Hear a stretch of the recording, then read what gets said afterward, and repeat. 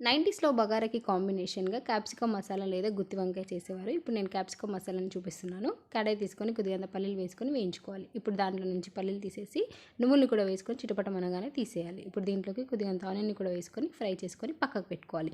ఇప్పుడు లాస్ట్‌గా పుట్నాల పప్పును కూడా వేసుకొని వేయించుకొని పక్కకు పెట్టుకొని మిక్సీ జార్‌లోకి చల్లారిన తర్వాత ఒక్కొక్కటిగా వేసేసుకొని ఎండు కొబ్బరిని కూడా కొద్దిగంత వేసి కొద్దిగన్ని వాటర్ వేసుకొని మూత పెట్టి మెత్తగా గ్రైండ్ చేసిన తర్వాత మూత తీసి అల్లం వెల్లుల్లి అలాగే కారం ఉప్పు చిటికెడు పసుపుని కూడా వేసుకొని మెత్తగా గ్రైండ్ చేసి పక్కకు పెట్టుకోవాలి. ఇప్పుడు క్యాప్సికమ్ పీసెస్ని లైన్గా ఇలా కట్ చేసుకున్న తర్వాత మిక్సీ పట్టుకున్న పేస్ట్ని క్యాప్సికమ్ లోపలికి ఇలా పెట్టేసుకోవాలి. తగినన్ని పెట్టుకున్న తర్వాత వీటన్నిటిని పక్కకు పెట్టుకోవాలి. కడాయి తీసుకొని కొద్దిగంత ఆయిల్ వేసి ఆయిల్ హీట్ అయిన తర్వాత బిర్యానీ ఆకు జీలకర్ర దాల్చిన చెక్క లవంగం పచ్చిమిర్చిని కూడా వేసుకొని వీటన్నిటిని బాగా వేయించిన తర్వాత పక్కకు పెట్టుకున్న క్యాప్సికమ్ పీసెస్ని కూడా వేసేసుకొని కలిపి మూత పెట్టి సిమ్లో పెట్టుకొని 4 నుంచి 5 నిమిషాల వరకు ఉడికించుకోవాలి.